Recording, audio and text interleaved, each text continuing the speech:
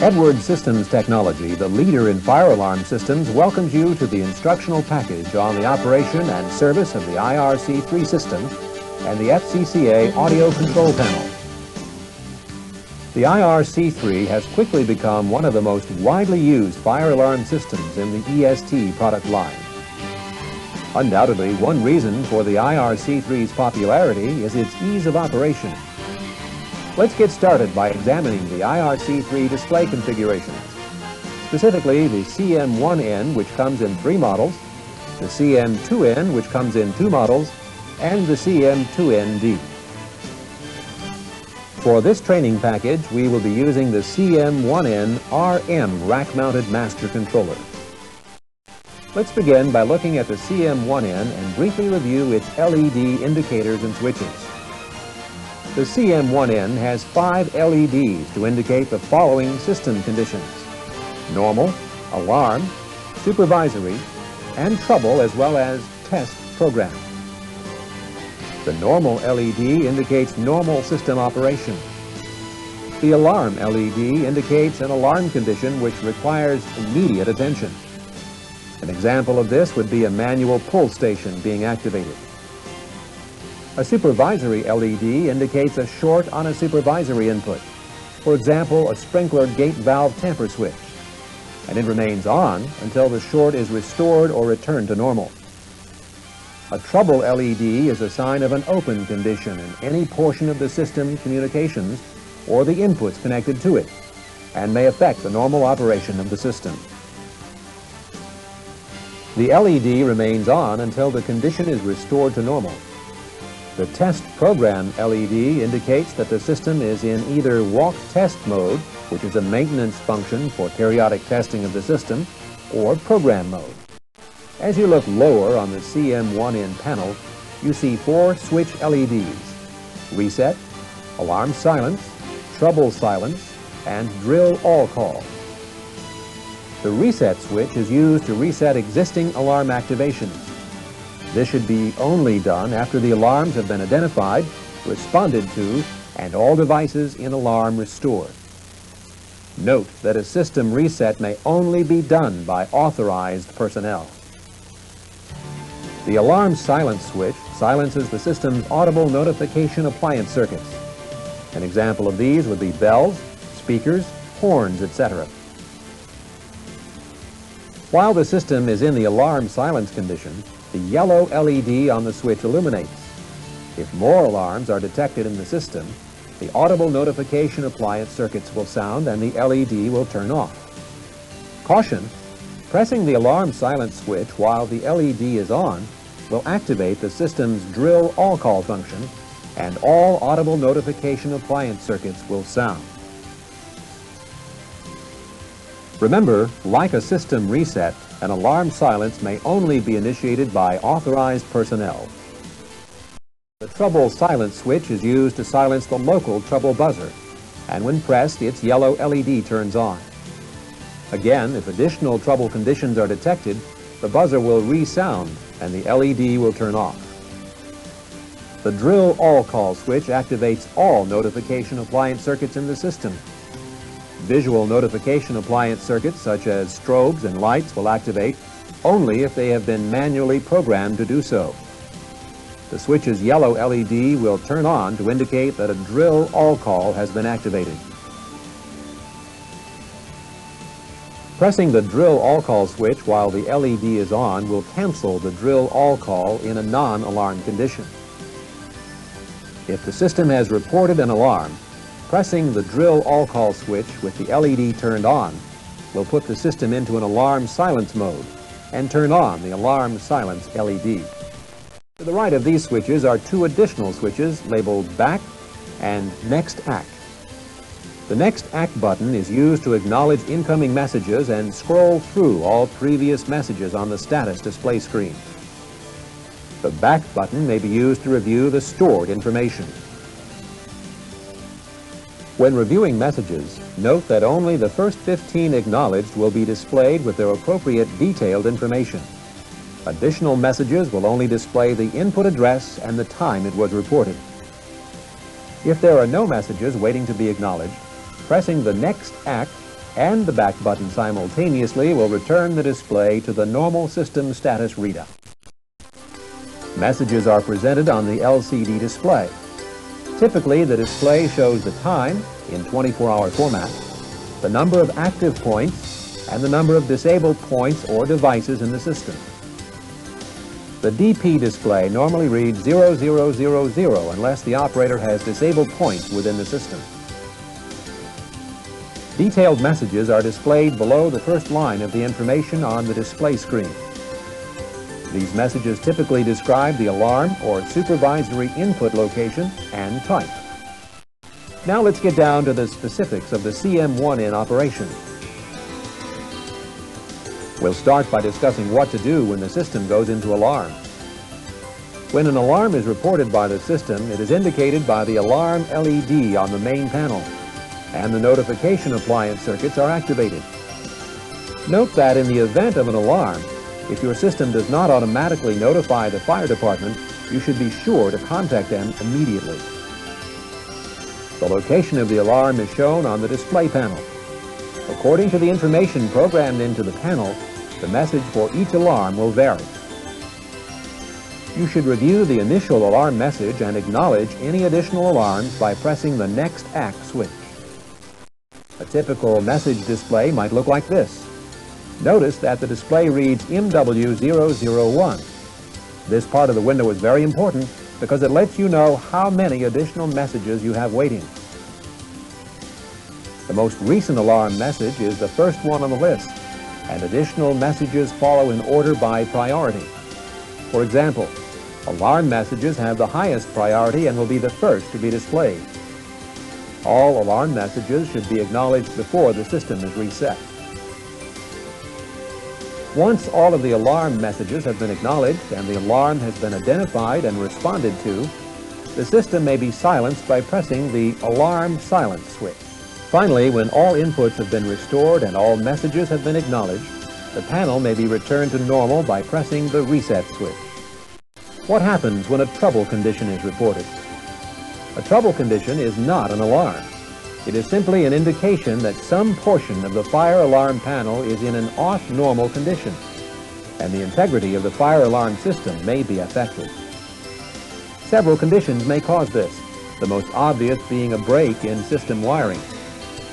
A more common cause can be as simple as a switch being left on, leaving a notification appliance circuit or fireman's telephone active. A trouble condition is indicated by an LED on the control panel. A message regarding the nature of the trouble is shown in the status display window to the right of the disabled points readout and below. Here we'll discuss two scenarios for reacting to a trouble indication. In the first scenario, after acknowledging all of the trouble messages using the Next Act switch, you may silence the trouble buzzer by pressing the Trouble Silence switch. Make note of any and all trouble conditions so that their causes may be investigated. Messages may be reviewed by using the Back switch. Note that the trouble must be restored before the panel will return to normal. If the cause of the trouble is not immediately determined, be sure to contact an EST authorized service representative. Another scenario involves a trouble indication that either restores itself or is repaired immediately without implementing the Trouble Silence switch. Once the trouble is restored, the trouble LED will go out and the normal LED will flash. Now you're done, right? Not quite. You will continue hearing a pulsating buzzer until you have acknowledged all of the messages waiting. Once you acknowledge the messages, the system will automatically silence itself. You're not required to do a manual reset in this scenario. That covers the basic features of the CM1N master controller. Now we'll move on to discuss the functions of the CM2N.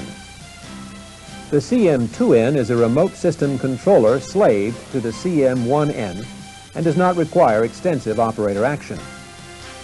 There are two models, the CM2N and the CM2N-RM. For training package purposes, we will be looking at the CM2N-RM.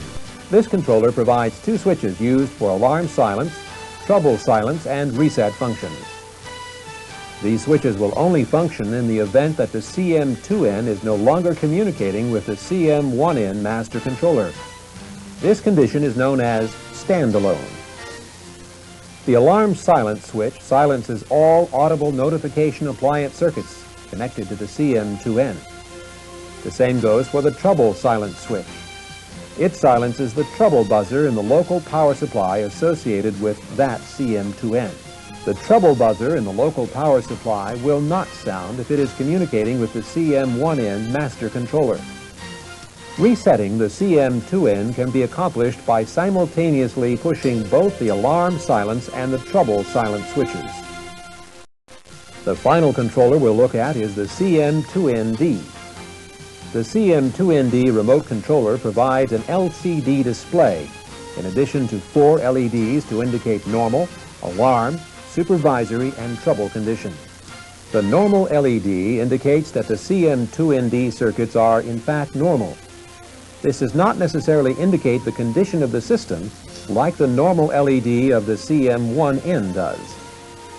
The alarm LED indicates that an alarm has been reported in the system. This is the only LED on the CM2ND that indicates an overall system condition.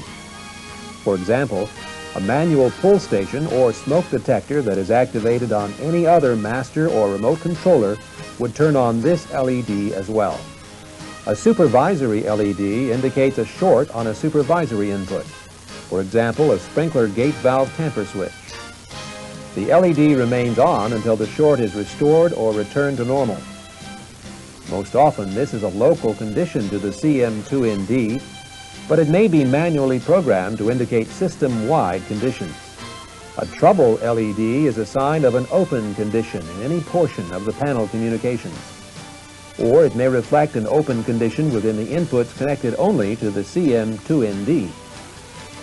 A trouble condition may affect the normal operation of the system, and the LED remains on until the condition is restored to normal. The CM2ND status display will only show messages for alarm or supervisory circuits connected to it unless manually programmed to do otherwise. The CM2ND also provides 3 switch LEDs, which are reset, alarm silence, and trouble silence. The functions of these switches are similar to the same switches on the CM1N. For example, the reset switch and the alarm silence switch work while communicating to the CM1N master controller or while in standalone mode. Let's look at the reset switch first. When communicating to a CM1N, this switch may be programmed to reset portions of the system or the entire system. In the standalone mode, the reset switch resets only the CM2ND. The alarm silence switch, when communicating to a CM1N, may be programmed to silence portions of the system's notification appliance circuits or the entire system's notification appliance circuit. In standalone mode, it silences only the audible notification appliance circuits connected to the CM2ND. The trouble silence switch is used to silence the local trouble buzzer, and when pressed, its yellow LED turns on. If additional trouble conditions are detected in that CM2ND, the buzzer resounds and the LED turns off. Like the CM1N, the display messages on the CM2ND can be reviewed by using the Back and Next Act button. When the CM2ND receives an alarm, this is what you'll see: the time, the number of unacknowledged messages in the CM2ND, the type of condition received, the system address of the device that initiated the alarm, the time that the alarm occurred, and a detailed message. Note that the displays for supervisory and trouble conditions are similar to that of an alarm. There you have it, the 3 basic IRC-3 control panels: the CM1N, the CM2N, and the CM2ND. Although all 3 of these components are similar in their functions, hopefully you've realized that their operations are not identical. We've given you a brief overview of the unit's main differences, but you should get more specifics from the IRC-3 Operations Guide. Now we'll discuss the operation of the FCCA audio control panel. The FCCA is used in conjunction with the IRC-3 as an interface for emergency evacuation voice alarm communication systems which require paging and firefighters' telephone system operation. The FCCA is available in 3 models: the FCCA with 2-channel audio, the FCCA-4 with 4-channel audio, and the FCCA-6, a 6-channel audio system.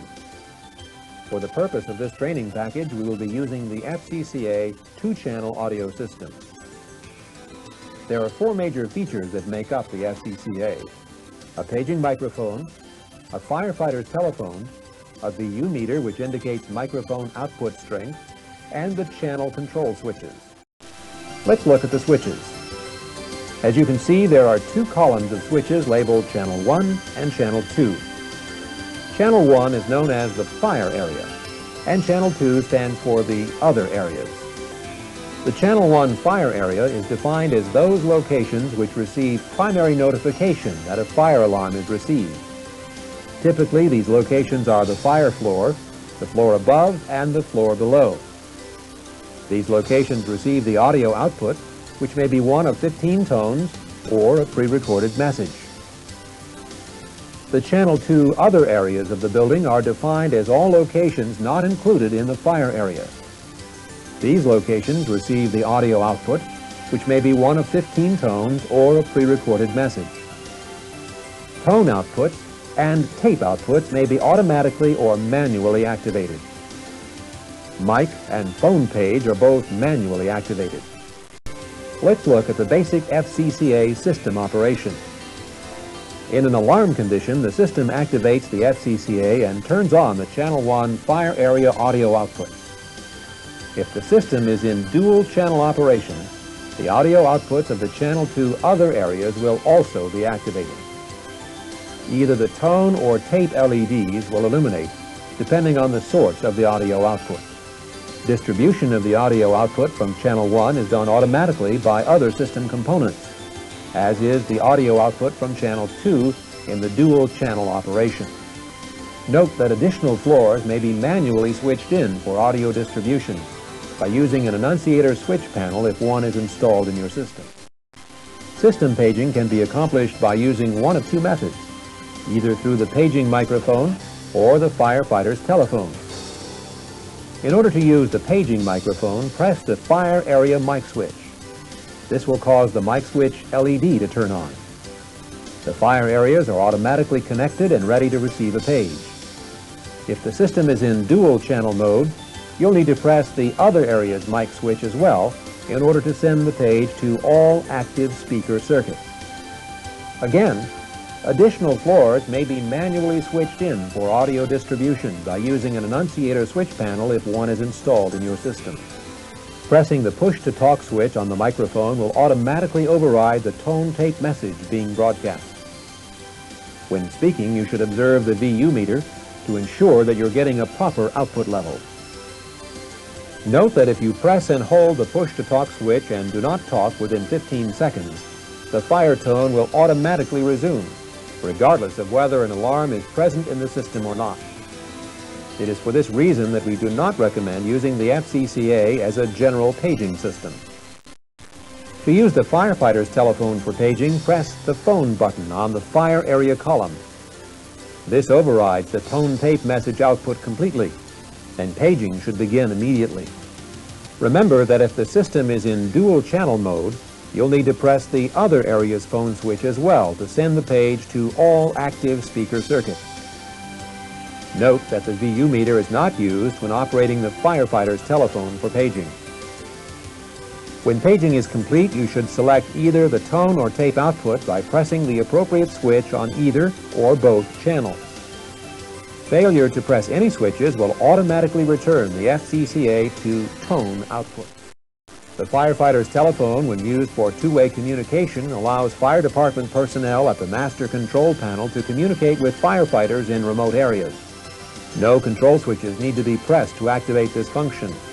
However, a remote annunciator is necessary to allow selection of the remote firefighter's telephone. Note that a maximum of 5 remote firefighters' telephones may be active at any one time.